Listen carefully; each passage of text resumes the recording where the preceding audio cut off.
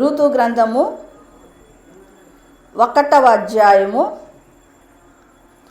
14-15 వచనములను చదువుకుందాం.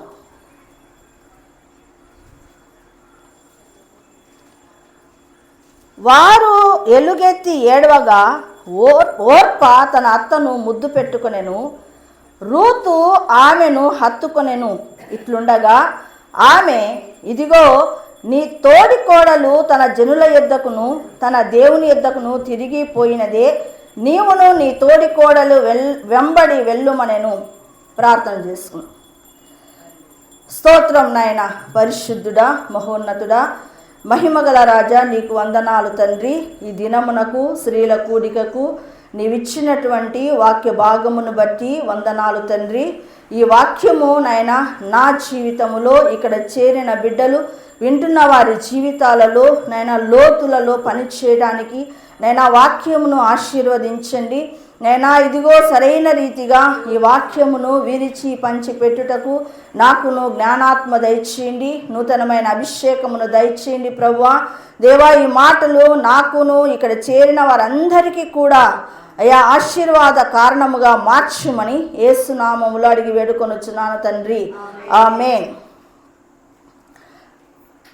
రూతు గ్రంథంలో మనం ఇంతకుముందు నయోమిని గురించి చెప్పుకున్నాం, రూతును గురించి చెప్పుకున్నాం కదా. ఈరోజు ఓర్పాను గురించి మనము తెలుసుకుందాం. న్యాయాధిపతులు ఏలే కాలంలో యూదా బెత్లెహేములో ఏమైందంటే కరువు వచ్చింది. ఆ కరువు వచ్చినప్పుడు ఆ యొక్క యూదా బెత్లెహేములో ఎలీమెలెకు ఉన్నాడు. ఆ ఎలీమెలెకు భార్య పేరు నయోమి. వీరికి 2 కుమారులు ఉన్నారు. వారి పేరు మహ్లోను, కిల్యోను. అంటే ఎలీమెలెకు అంటే అర్థం ఏంటంటే నా దేవుడు రాజు. ఇంతకు ముందు కూడా నేను చెప్పాను, నా దేవుడు రాజు. నయోమి అంటే అర్థం ఏమి? మధురము, నా ప్రియమైనది, నా సంతోషము అని అర్థం. వీరిద్దరికి కూడా 2 కుమారులు ఉన్నారు. వారు మహ్లోను, కిల్యోను. మహ్లోను అంటే అర్థం ఏమంటే వ్యాధి, కిల్యోను అంటే అర్థము క్షీణత అని అర్థం. వీరు ఎక్కడ ఉన్నారు? యూదా బెత్లెహేములో ఉన్నారు. యూదా బెత్లెహేముకు మరొక పేరు ఏంటంటే ఎఫ్రాతా. వీళ్ళు అంటే అర్థం ఏమి? వీళ్ళు ఎఫ్రాతీయులు అని అర్థం. చూడండి, వీళ్ళు యూదా బెత్లెహేమునకు ప్రయాణమై వచ్చారు. ఎందుకు వచ్చారు అంటే కరువు కారణంగా వచ్చారు. వచ్చిన తర్వాత అక్కడికి చేరిన తర్వాత యూదా బెత్లెహేమునకు చేరిన తర్వాత నయోమి భర్త అయినటువంటి ఎలీమెలెకు చనిపోవడం జరిగింది.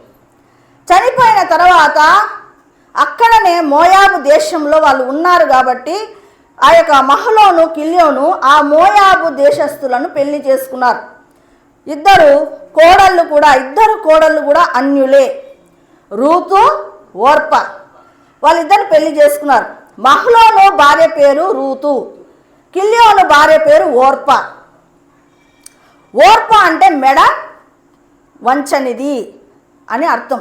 ఓర్ప అంటే మెడ వంచనిది అని, మెడ తిరిగిన వారు అని అర్థం వస్తుందన్నమాట. సరే, ఇప్పుడు పెళ్లి చేసుకున్న తర్వాత వారు అక్కడ 10 సంవత్సరాలు కాపురం ఉన్నారు. ఎవరెవరు? రూతు, ఓర్ప 10 సంవత్సరాలు కాపురం ఉన్న తర్వాత ఎవరితో? మహ్లోను, కిల్యోనుతో సంసారము చేసిన తర్వాత 2 కూడా మహ్లోను, కిల్యోను 2 కూడా చనిపోయారు. ఇప్పుడు నయోమి, రూతు, ఓర్ప 3 కూడా విధవరాన్లు అయిపోయారు. 3 విధవరాన్లు అయిపోయారు. ఇప్పుడు వాళ్ళ ఇంటిలో మగవాడు అనే ఒక మాటనే లేదు. ఇక దాని వలన తర్వాత ఏమైందంటే యూదా బెత్లెహేములో దేవుడు దర్శించినాడు జనులను, వాళ్ళకి తిరిగి ఆహారం ఇస్తున్నాడన్న విషయము నయోమికి తెలిసింది. వెంటనే నయోమి తన 2 కోడళ్లను తీసుకొని బయలుదేరింది. మార్గాన 3 బయలుదేరారు. ఎవరెవరు? నయోమి, ఓర్ప, రూతు 3 బయలుదేరారు. బయలుదేరుతున్నప్పుడు కొంత దూరము నడిచిన తర్వాత ఈ నయోమి ఏమనిందంటే, నాయనా, మీరు తిరిగి మీ తల్లి ఇంటికి వెళ్ళిపోండి అనింది. ఎందుకంటే మీరు నాకు చాలా దయ చూపారు, మీ భర్తల ఎడల మీరు దయ చూపారు, నా భర్త ఎడల మీరు దయ చూపారు. మీకు మేలు చేసినట్టు, మీరు నాకు మేలు చేసినట్టుగానే యెహోవా కూడా మీకు మేలు చేయునుగాక. కాబట్టి మీరు నాతో వస్తే ఏం ప్రయోజనమో, మీరు మీ తల్లి గారింటికి వెళ్ళిపోండి అని నయోమి చెప్పింది. అందుకు ఆ యొక్క రూతు నయోమి ఇద్దరు కూడా ఎలుగెత్తి ఏడ్చారు. ఏడ్చి మేము నీతోనే వస్తామన్నారు. అలా కాదు నాయనా, నేను ముసలిదాన్ని అయ్యాను, ఒకవేళ నాకు పిల్లలు పుడితే కూడా వాళ్ళు పెద్దవాళ్ళేంతవరకు మీరు వేచి ఉంటారా? అలా అది మంచిది కాదు. కాబట్టి మీ తల్లి గారింటికి వెళ్ళిపోండి, మీకు నచ్చిన వాళ్ళను పెళ్లి చేసుకోమని నయోమి సలహా ఇచ్చింది. అప్పుడు మళ్ళీ ఈ ఓర్పా, ఈ నయోమి, రూతు ఇద్దరు కూడా మళ్ళా ఎలుగెత్తి ఏడ్చారు. అయితే ఓర్పా ఏం చేసిందంటే ముద్దు పెట్టుకుంది. ముద్దు పెట్టుకొని తన జనుల దగ్గరికి, తన దేవుడి దగ్గరికి తిరిగి వెళ్ళిపోయింది. రూతు హత్తుకుంది, రూతుతో బయలుదేరింది. ఇది ఆ యొక్క రూతు మొదటి అధ్యాయంలో ఉన్నటువంటి విషయం. ఓర్పాను గురించి మొదటి అధ్యాయంలోనే చెప్పబడింది. ఆ తర్వాత అధ్యాయాలంతా కూడా రూతును గురించే చెప్పబడింది. చూడండి, ఓర్పా అంటే ఏమని చెప్పాను నేను? మెడ వంచనిది, మెడ తిరిగిన వారు అంటే ఆమె జీవితంలో. చూడండి, ఇప్పుడు 10వ వచనం చూడండి, 1వ అధ్యాయము 10వ వచనం.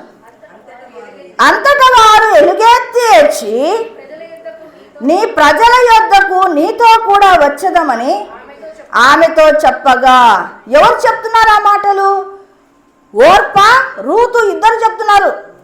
మేము ఇద్దరము కూడా నీ ప్రజల యొద్దకే వస్తామంటున్నారు. నీ ప్రజల యొద్దకి అంటే నయోమి ప్రజలు ఎవరు? ఇశ్రాయేలీలు. వాళ్ళ దగ్గరకే మేము వస్తామని ఫస్ట్ వాళ్ళిద్దరు కూడా ఎలుగెత్తి ఏడ్చారు. అండి, ఇక్కడ రూతు ఉంది, ఓర్పా ఉంది, ఇద్దరూ ఎలుగెత్తి ఏడ్చారు. అవునా? ఇక్కడ ఓర్పాను గురించి మనం తెలుసుకుంటున్నాం కదా. ఓర్పా తన అత్త మీద ప్రేమ ఉంది. అయితే ఇక్కడ చూడండి, ఆ యొక్క దేవుని పట్ల, దేవునితో కలిసి నడిచే యాత్రలో ఆమెకి అంకిత భావము లేదు. ఎందుకంటే మొదటిసారి ఎలుగెత్తి ఏడ్చింది, ఇద్దరు ఏడ్చారు. రెండవసారి ఎలుగెత్తి ఏడ్చారు. ఎక్కడ? 14వ వచనంలో వారు ఎలుగెత్తి ఏడవగా ఓర్పా తన అత్తను ముద్దు పెట్టుకుంది. ఇక్కడ ఇద్దరు ఏడుస్తున్నారా లేదా? ఏడ్చారు. అయితే ఓర్పా ఏడుపు అది నిజమైనది కాదు. అంటే మందిరాలలో కూడా అందరూ ఏడుస్తారు బాగానే. ఏదైనా వాక్యం విన్నప్పుడు ఏదో బాధ కలిగి, నిజమే కదా నా యొక్క ఆత్మీయ జీవితం ఇలా ఉందే అని చెప్పి ఏడుస్తారు. కానీ మళ్ళా ఎలుగెత్తి ఏడుస్తారు. మళ్ళీ ఏం చేస్తారు? అంకిత భావము హృదయములో లేదు కాబట్టి, సరైనటువంటి కార్యము హృదయములో జరగటం లేదు కాబట్టి వాళ్ళు ఏం చేస్తున్నారంటే వెనుతిరిగి వెళ్ళిపోతూ ఉన్నారు. అక్కడ ఈమె కూడా ఎలుగెత్తి ఏడ్చింది. ఓర్పాకు నిజంగా అత్త మీద ప్రేమ ఉంది, అవునా కదా? లేకపోతే అక్కడ ఒక మాట ఉంది చూడండి, 8వ వచనంలో మధ్యలోంచి నేను చదువుతున్నా చూడండి. చనిపోయిన వారి ఎడలను నా ఎడలను మీరు దయ చూపినట్లు యెహోవా మీ ఎడల దయ చూపునుగాక. అంటే ఓర్పా, రూతు ఇద్దరు కూడా వాళ్ళ అత్త ఎడల, వాళ్ళ మామ ఎడల, ఆ ఇద్దరు భర్తలు, ఎవరి భర్తల ఎడల వాళ్ళు ఏం చూపుతున్నారు? దయ చూపుతున్నారు. ఇప్పుడు కిల్యోనుతో ఈమె ఎన్ని సంవత్సరాలు సంసారం చేసింది? 10 సంవత్సరాలు సంసారం చేసింది. మరి ఎప్పుడైనా కానీ ఇక్కడ కూడా మన లోకంలో కూడా ఎప్పుడైనా భర్త ఇంటికి వచ్చిన తర్వాత భర్త ఏ దేవుణ్ణి ఆరాధిస్తున్నాడో ఆ దేవుణ్ణి ఆరాధిస్తారు. ఆ రీతిగానే ఓర్పా యెహోవా దేవుణ్ణి ఆరాధించింది. ఎన్ని సంవత్సరాలు ఆరాధించింది? 10 సంవత్సరాలు ఆరాధించింది. ఎవరి కుటుంబంలో ఉంది? నయోమి ఇంటిలో ఉంది. నయోమి ఎక్కడ? ఆమె యూదా బెత్లెహేముకు సంబంధించిన ఆమె. యూదా బెత్లెహేం అంటే రొట్టెల ఇల్లు, సమృద్ధిలో ఉండి వచ్చిన ఆమె. యెహోవా దేవుడు కార్యాలు, యెహోవా దేవుడు చేసిన యొక్క కార్యాలన్నీ తెలుసు ఎవరికి? నయోమికి. ఆ నయోమి 10 సంవత్సరాలు సంసారం చేస్తున్నప్పుడు ఎన్నో విషయాలు రూతుకు ఓర్పాకు చెప్పి ఉంటుంది. ఇప్పుడు పెళ్ళైన కొత్తలో ఈ ఇంటి విషయాలు ఆ ఇంటి విషయాలు కూర్చొని మనం మాట్లాడుకుంటామా లేదా? అవునా? పనికిరానివే కూర్చొని గంటలు వెచ్చిస్తాం. మరి నయోమి ఒక భక్తి పర్రాలు. ఏమంటే ఒక చిన్న రాంగ్ డెసిషన్ వలన ఆమె ఎంతో నష్టపోయింది. కానీ నయోమిని చూసి రూతు వెంటబడుతుందంటే, ఆ దేవుడు కావాలనుకుంటుందంటే ఆమె భక్తి రూతుకు నచ్చిండాలి కదా. ఓర్పాకు కూడా నచ్చింది కాబట్టి ఆమె యూదా బెత్లెహేమునకు బయలుదేరి మార్గమున వెళ్ళుచుండగా, చూడండి 7వ వచనము మధ్యలో చూడండి, యూదా దేశమునకు తిరిగి పోవాలని మార్గమున వెళ్ళుచుండగా. అంటే ఆమె కూడా డెసిషన్ తీసుకుంది. నేను కూడా ఎక్కడికి వెళ్ళాలా? యూదా దేశానికి వెళ్ళాలి, ఆ యెహోవా దేవుణ్ణి ఆరాధించాలి, నేను నా భర్త పూజించినటువంటి దేవుణ్ణి నేను అనుసరించాలి అని అనుకుంది. చూడండి, ఇంట్లో ఆమె నయోమి యొక్క భక్తి జీవితాన్ని పరిశీలన చేసిన ఆమెనే ఓర్ప అన్ని పరిశీలన చేస్తూ ఉంది. అయితే ఇప్పుడు కొంతమందికి అమ్మలక్కల వ్యవహారాలంటే చాలా ఇష్టం. అంటే ఉదయాన్నే టకటకటక అలా వంట చేసేసుకొని పక్కింటికి ఎదురింటికి పోయి ఏమక్కా అని మొదలుపెట్టి ఆ సంభాషణ ఈ సంభాషణ చేయడం చాలామందికి ఉంటుంది. కొంతమంది ఇంట్లో నుంచి బయటికి పోరు. నా సంసారము, నా ఇండ్లు, నా కుటుంబము ఇవే చూసుకునే వాళ్ళు ఉంటారు. ఇప్పుడు ఇక్కడ రూతు ఉంది, ఇక్కడ ఓర్పా ఉంది. అవునా? రూతు అత్త దగ్గరే ఉండి అత్తకు సాయం చేసుకుంటా, అత్త చెబుతున్నటువంటి మాటలను వినుకుంటా, ఆ యొక్క మాటల ద్వారా ఆమె హృదయము బలపరుచుకుంటుంది. ఓర్ప ఇంట్లోనే ఉంది, దేవుని మాటలు వింటుంది. అలాగా ఇప్పుడు ఆమె ఉండేది ఎక్కడ? మోయాబు దేశంలో. ఎక్కడున్నారు వాళ్ళు? మోయాబు దేశంలో ఉన్నప్పుడు పక్కిండ్లు యూదా బెత్లెహేం నుంచి వచ్చిన కుటుంబం ఉందా? ఎదురింట్లో ఉందా? అది ఎక్కడ చూసినా ఎవరున్నారు? మోయాబు రాణులే ఉన్నారు. ఇప్పుడు బంధువులు ఉంటారు. అవునా? తల్లి ఇంటి వారు ఉంటారు. ఇలా వంటలు గింటలు అన్నీ చేసి తల్లిగారింటికన్నా పోయి ఉండాలా, పక్కింటికన్నా పోయి ఉండాలా, ఇరుగు పొరుగు వాళ్ళ ఇళ్ళకు పోయి వ్యవహారాలు పెట్టింది ఓర్ప. ఏం చేస్తుంది ఓర్ప?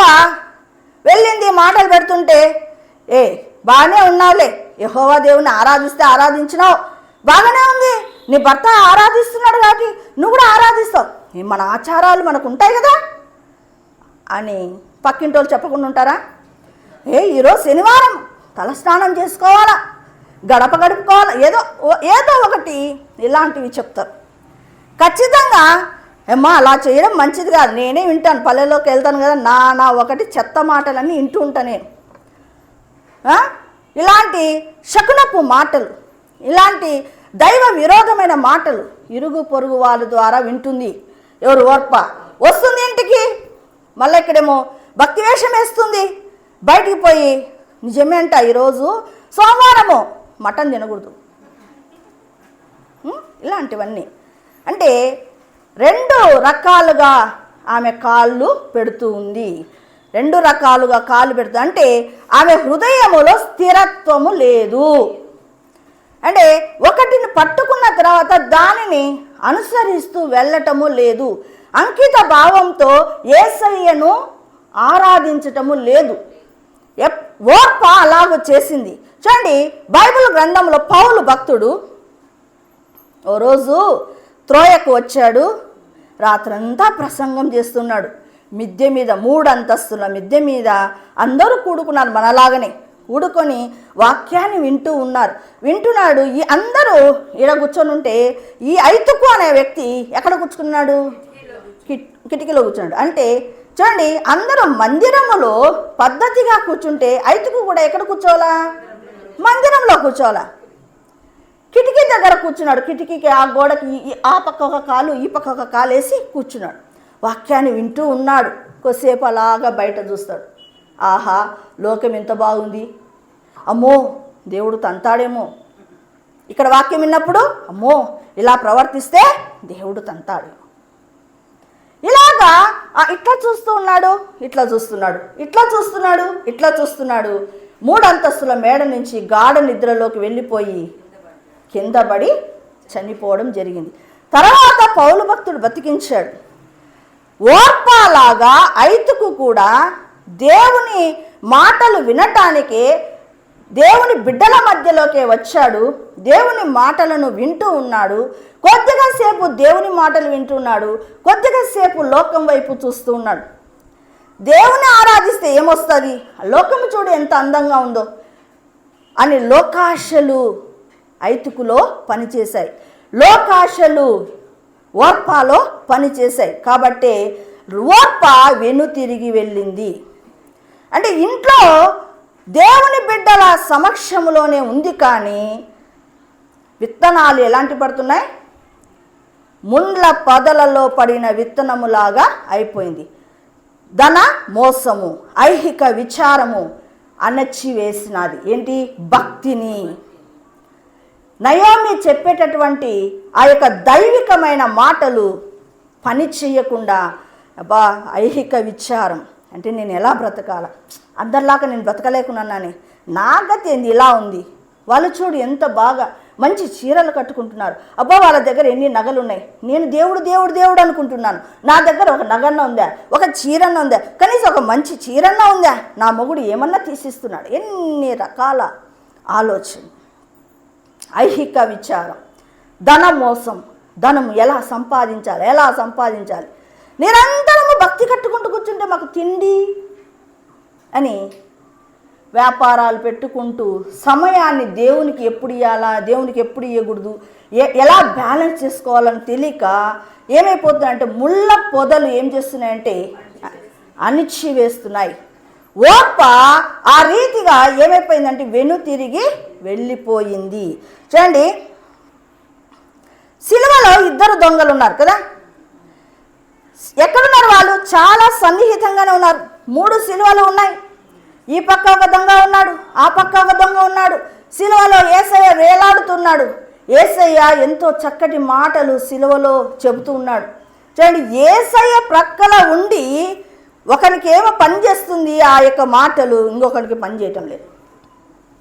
ఇలాగనే దేవుని మందిరంలోనే ఉంటాము, ఒకరికి వాక్యము పని చేస్తుంది, ఇంకొకరికి వాక్యము పని చేయదు. ఆ దొంగలలో ఇద్దరేమో ఒకరు రిసీవ్ చేసుకుని పరలోకానికి వెళ్ళారు, ఇంకొకరు రిసీవ్ చేసుకోకుండా నరకానికి వెళ్ళిపోయారు.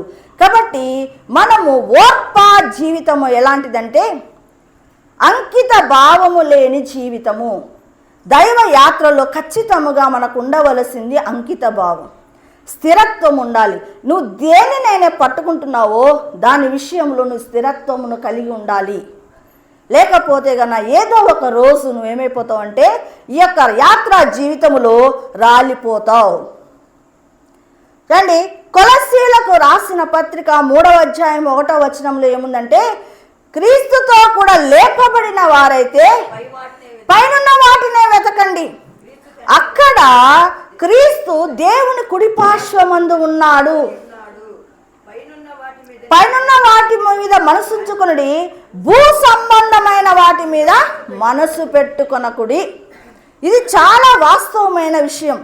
పైనున్న వాటిని ఎప్పుడైతే మనం మనసు పెట్టుకొని వాటిని వెంబడిస్తావో నీకు తెలియకుండానే భూ సంబంధమైనవి నీకు వస్తాయి.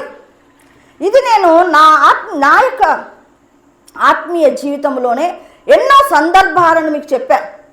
పైనున్న వాటిని నేను ఎప్పుడు కూడా శరీర సంబంధమైన వాటి కొరకు ఎప్పుడూ నేను ప్రార్థన చేయలేదు.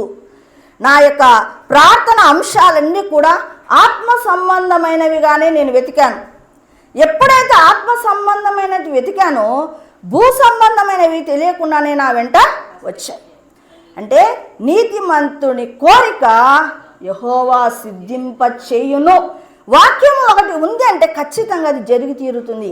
మనకు తొందరపాటు తనము అన్నీ వదిలేసి మొదట ఆత్మ సంబంధమైన వాటిని పట్టుకొని వాటిని సాధించావనుకో, నీకు తెలియకుండానే ఎంత ఉన్నతమైనటువంటి నిన్ను తీసుకుపోయే దేవుడు బాగా కావలసిన ప్రతి అక్కరను కూడా తీరుస్తాం. కానీ మనం చేస్తున్నది ఏంది?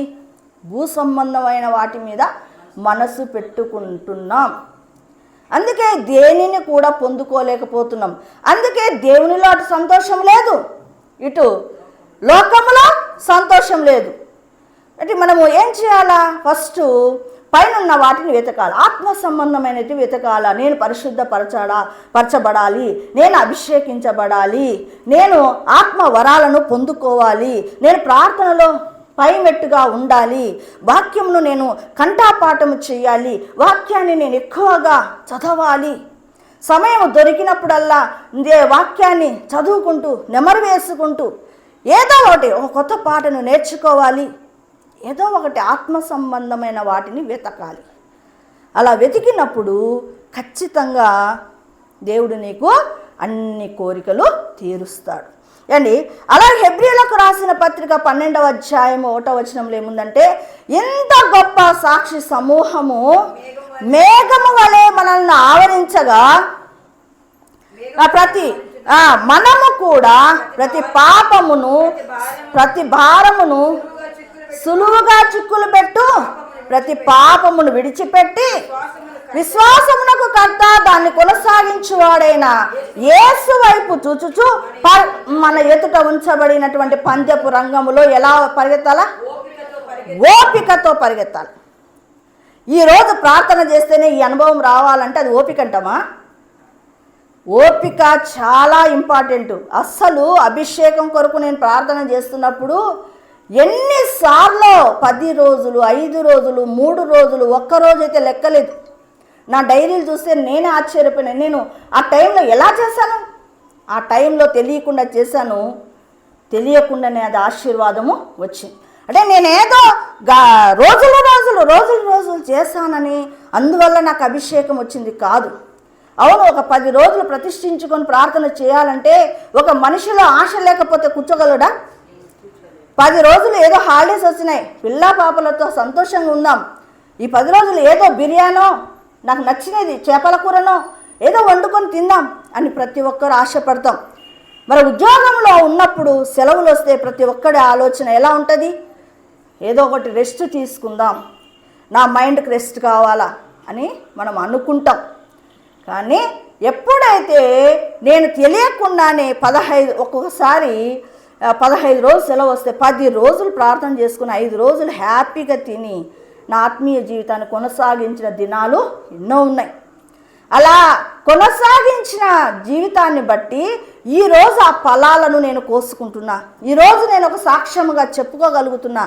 రేపొద్దున నీవు కూడా అలాంటి జీవితంలోకి వెళ్ళాలంటే నువ్వు తెలియకుండా ముందు ఆత్మీయ జీవితాన్ని కట్టుకుంటే భూ సంబంధమైనవి ఖచ్చితంగా వస్తాయి. రూతు అందుకే ఆమె ఆశీర్వదించబడ్డానికి కారణం ఏదంటే ఆమె పైన వాటిని వెతికింది. దేని పట్టుకుందో దాంట్లో అంకిత భావం ఉంది, దేని పట్టుకుందో దాంట్లో స్థిరత్వం ఉంది, దేని పట్టుకుందో దాంట్లో నమ్మకంగా ఉంది. యాకోబు రాసిన పత్రిక 1:4లో ఏముంది? ఓర్పు తన క్రియను కొనసాగింపనీయుడి. ఓర్పు కలిగి నువ్వు కొనసాగించుకుంటా పోతే దేవుడు ఖచ్చితంగా ఏం చేస్తాడు? నిన్ను ఆశీర్వదిస్తాడు.